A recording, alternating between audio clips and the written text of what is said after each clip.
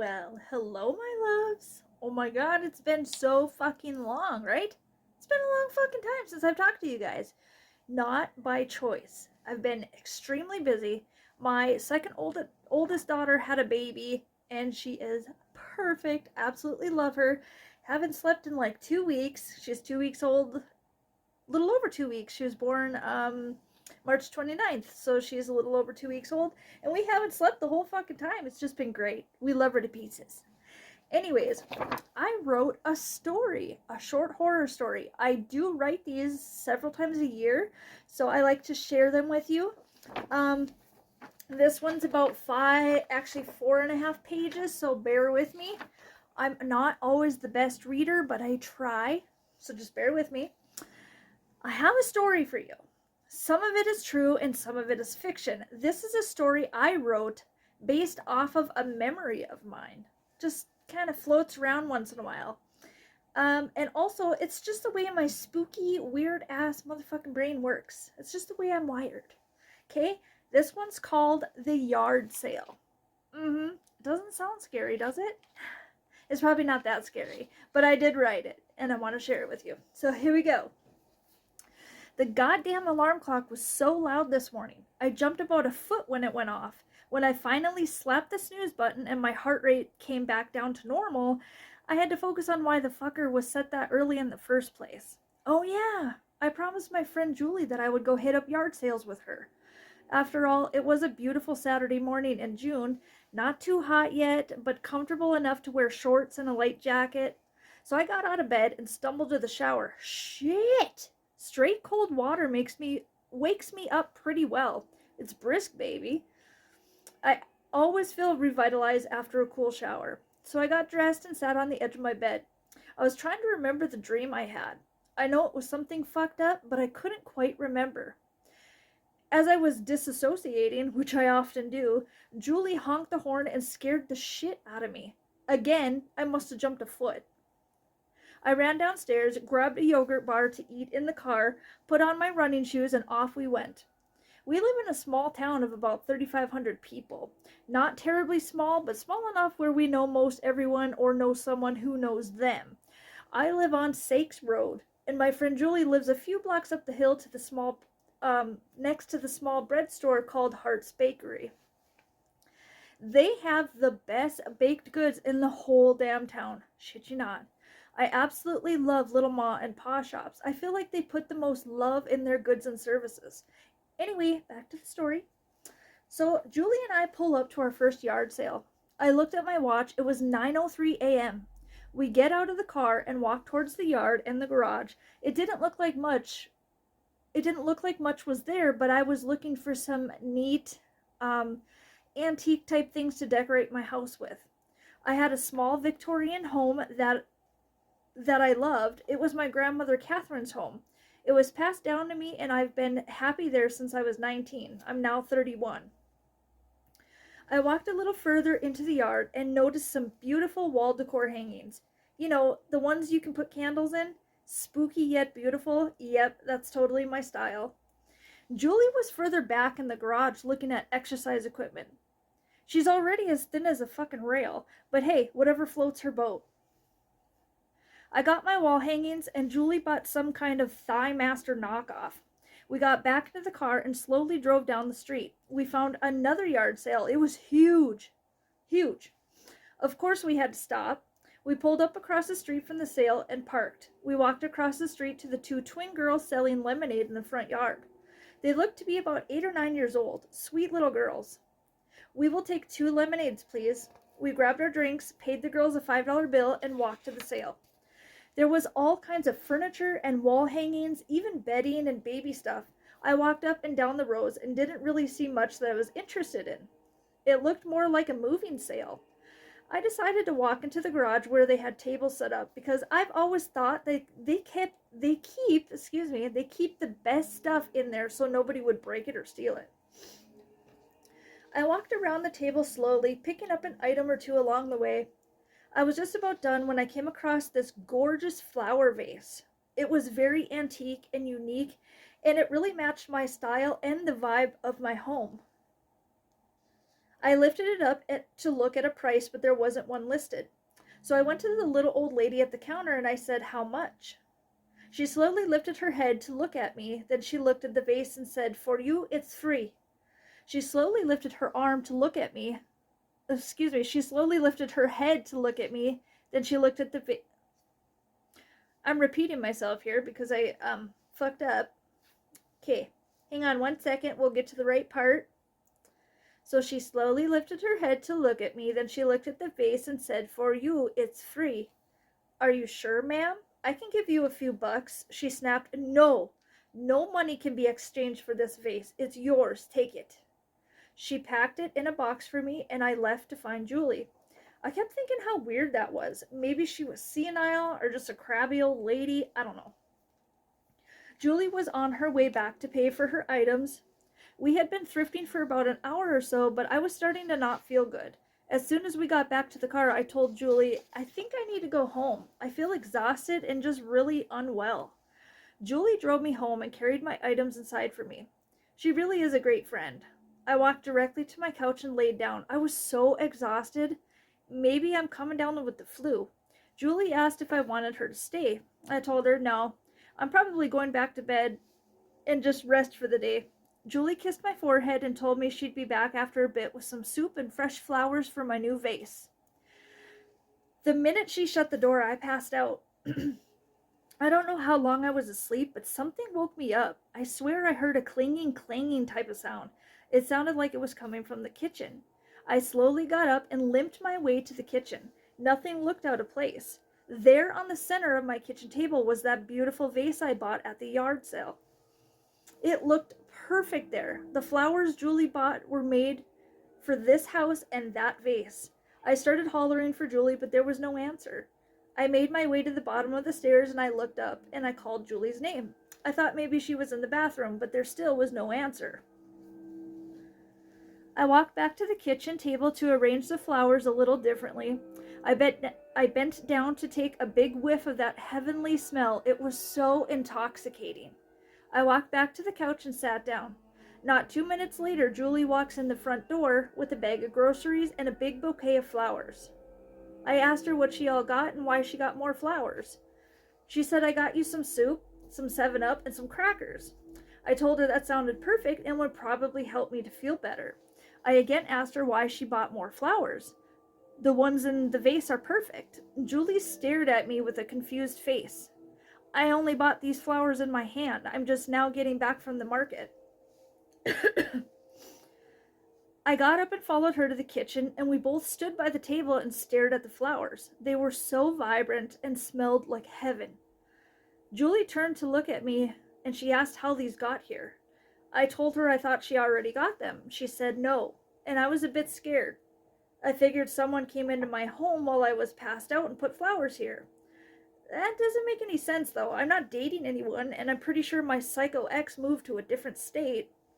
So both Julie and I couldn't even fathom how those got there. We decided there was nothing we could do about it, so we went on with our day. Julie told me to go lay back down, and she made me some soup. I really did start to feel a bit better, but Julie wasn't feeling good. She was complaining of dizziness and a headache. I told her to sit and have some soup with me, so she did. "Maybe we caught a flu bug, do you think?" She's like, "Yeah, maybe," she said. Julie decided to stay with me that night so we could take care of each other. I had a big recliner couch, so we made a big bed area in the living room. It was so cozy. We watched TV until late. I could not sleep at all. I felt like I was being watched most of the night. I'm not sure what was going on with me, but it was just weird. Julie slept like a log. I think I finally fell asleep around 4 a.m. When I woke in the morning, I was feeling much better, stronger, happier, just better. Well, that's strange. It had to be a 24-hour bug, I thought. I went to the kitchen to start a breakfast for Julie and I hollered to her, "1 egg or 2?" Julie didn't answer. I yelled a little louder, "Good morning, Julie. 1 egg or 2?" Still no answer. I walked back out to the living room after taking a big whiff of my beautiful flower bouquet. I walked over to the couch and Julie was still sleeping like a log. I tapped her on the shoulder. Julie, let's have some breakfast. Julie? I started shaking her a little harder. Julie, wake up. Julie! I started getting scared and I leaned in to see if she was breathing. Julie, I said. Julie wasn't breathing. I panicked and ran to the phone and I dialed 911 and I told them to send help. The police showed up first and the ambulance came about a minute or two after. They tried to resuscitate her but had no luck. I cried and I was so confused. How the fuck did this happen? The officer asked a bunch of questions and I really didn't know anything. I told him we both caught a flu bug yesterday. I felt better when I woke up, but Julie didn't make it. How the hell does the flu kill a healthy 30-year-old woman? They put her on the gurney and took her away. I rode down to the station with the officer to answer questions and to fill out a statement. I told him everything. We went to a couple of yard sales yesterday. I got sick late morning and we had to head home. We got here. Julie left to go get soup and flowers, although it was weird because there were already flowers here. The whole day is a blur. We both caught a bug of some sort. The officer asked me when I last knew that Julie was alive. I told him I spoke to Julie around midnight as we were watching a show to try and fall asleep. Did she say anything or do anything that was out of the ordinary? No. She just kept saying that she didn't feel right. Something wasn't right. I wept the whole time I answered questions. I couldn't understand what was happening or how. The officer drove me home so I could rest. I took my shoes off at the door and stared at the couch where Julie had stayed just hours before. I could still smell her perfume in my house. I walked to the kitchen for a glass of wine. I slowly sipped from my glass and looked around at the empty kitchen. The soup that Julie made for us was still on the stove. The flowers she bought still wrapped and on the counter. I looked over to the kitchen table to the vase I bought. What the fuck? Where are the flowers? I quickly walked to the table and looked down into an empty vase. No flowers, no water, no dried up leaves that made me no dried up leaves that may have, what is going on here? No dried up leaves that may have fell, no fucking evidence of any flowers being in that vase. Sorry, I got lost again. I started pacing back and forth, trying to piece shit together. What the fuck is happening here? I'm losing it. I'm losing my mind. I must be dreaming. No, not dreaming. This is a fucking nightmare. I just want to wake up. I swear I didn't sleep for the next week. I barely ate or moved at all from the couch. I just kept looking over at the spot where Julie was. I don't understand, I whispered as I started to cry. 3 weeks had passed since Julie left me. I called into the sheriff's office trying to get some answers as to what happened. They told me her autopsy report was back and they needed to speak to me in person. I tied my long red hair back in a messy ponytail, sort of like this, put on my running shoes and jumped in the car. I felt scared and anxious and just lost. Julie was my best friend. She was my family. I miss her. I got to the office and the coroner was there. We sat in this little room. It was silent for a solid 2 minutes before I finally asked, "What is it? What took my best friend? Was it a disease? Did she have a heart attack or something?" They both just stared at me and I shouted, "How did Julie die? Just tell me." Mr. Frank, the coroner, started to speak. He said we found lethal cardiac glycosides known as olindrin and neurine in her system. I probably pronounced those wrong. I'm so sorry. I don't know what that is. It's poison from a rare flower. She was poisoned by flowers? Yes. But what we can't understand is how. Well, she did go to the market that day and picked up soup and flowers. No. These flowers are rare. They don't even grow in these parts. They don't even grow in any of the surrounding states either. It's poison from the oleander flower. The flowers Julie bought were daisies. Immediately, I remembered the flowers that magically appeared in my new vase that I bought from the yard sale. They did look like oleanders, but where did they come from and where did they go? I kept my mouth shut. I knew how it would look if I said anything more. The officer told me there would be a further investigation and not to leave town. Am I a suspect? I asked. Well, you were the last to see Julie alive, and she was killed from a rare poison, so yes. Unfortunately, you are a suspect until we clear you. I went home and fell into my couch. I couldn't fucking believe what I just was told. What is happening? How did Julie get poisoned by flowers that don't even grow around here? Better yet, where did those flowers go that were in the vase? Who put them in the vase? I decided to take the vase and jump in the car. I drove to the yard sale where I bought the damn thing. The whole house was packed up, not a trace of anything left. It's like nobody ever fucking lived there. I went to the local library to do a little research, and I looked up the oleander flower. Son of a bitch! The pictures, those were the same flowers, the same fucking flowers that appeared out of nowhere, killed my best friend, and disappeared even quicker. I slammed the book shut, and I went up to the librarian and asked her if she knew who the little old lady was that lived on 2nd Street. They just had a yard sale about a month ago, packed up and moved on. Do you know any of them? I said. The librarian looked nervous and said, I know a little. Gypsy, she said, as she coughed and sniffled. Gypsy. The librarian started to breathe harder and her voice was shaky. They are gypsies. They wander. They don't stay in one place for long. They put curses on people and objects. Don't do business with them. You'll regret it, dear. You mean to tell me gypsy people are real? Of course they are. Ashkenazi Jew is the official title, also known as gypsy. Well, I bought this vase from the old lady at the sale. There is something off about this vase. I can't say any more, but I would like to get in touch with the family and ask them some questions. I'm sure they are just in the next town over. They only stay for a year in each place, but they stay every place. Thank you, ma'am. I appreciated the info. I jumped in my car and headed to the next town over. It was called Bunkin. Really small town. Only 634 people according to the sign. I drove up and down the streets until I found their vehicle. I went to the door and knocked. Lo and behold, it was the little old lady.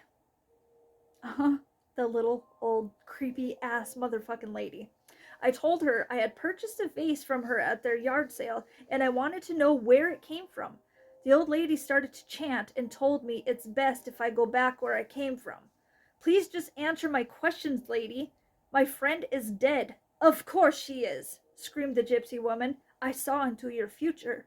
Your future was there. She wasn't a friend. You don't know anything about Julie. She was my best friend. I miss her. What did you do? You poisoned my best friend. Better her than you, said the gypsy woman. Your friend, this Julie, she was jealous of you, envious in a bad way. Julie was dark, not of good light. Like you, your light shines on people. What the hell are you saying? I don't understand. I saw the future. You were murdered by Julie. She pushed you off of a high tower in a place you like to visit. When you both came to my yard sale, I saw the future. It was murder and death, your death, by the woman you said to be your best friend. Julie would never hurt me. She loved me. Ah, yes. She loved you so much she wanted to be you. That vacation you were about to take was your demise. I saved you. The vase chose you because of your light. Don't lose light. But how did the flowers appear and disappear, and how did they poison her? The vase is blessed and cursed, blessed by Vatican and cursed by Gypsy. If you are dark, you die. If you are light, you live. How did you know we were going on a vacation? How did you know all of this? Gypsy knows all. That is our blessing and our curse. Take vase and go. It chose you to protect. Goodbye. And that was the end of my conversation with the old gypsy woman. Before I knew it, I was back in my car headed home. I dug my keys out of my pocket, and before I could open the door, I felt a tap on my shoulder. I quickly turned with my key jabbed forward, damn near falling into my house. It was my ex, Paul. Uh-huh.